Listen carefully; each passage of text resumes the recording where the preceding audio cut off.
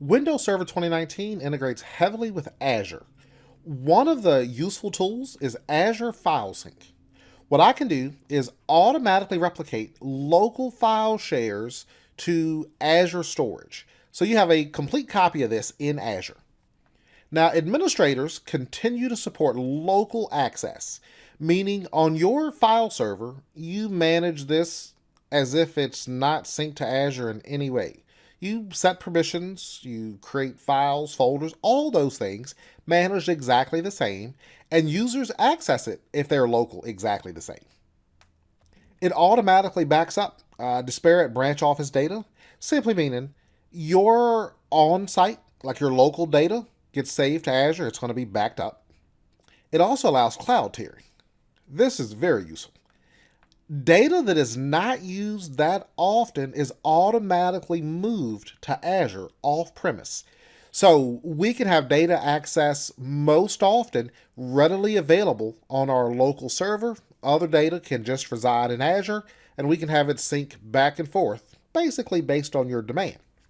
Now, this is secure. This is probably the number one question I get about anything related to the cloud. How do I know it's secure? How do I know the connections are secure? Think of this as no different than connecting your branch office to a parent office.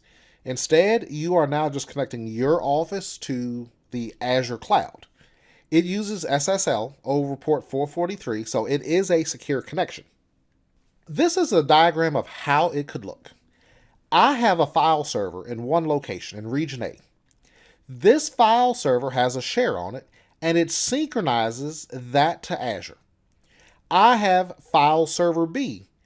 It has a share. It also synchronizes that to Azure. And actually, this is bi-directional synchronization. So now, if I add a new file, I'm just going to say file.txt. That file.txt is going to show up here. It's going to be synchronized to this Azure file share. It's also going to synchronize to my file server too, assuming that's what you want and that's the way you configure it.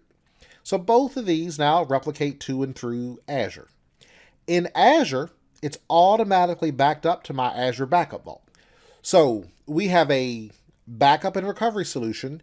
We have full synchronization. So now this share is accessible from the cloud as well. One of the most useful things I find in Azure, I have my user Bob.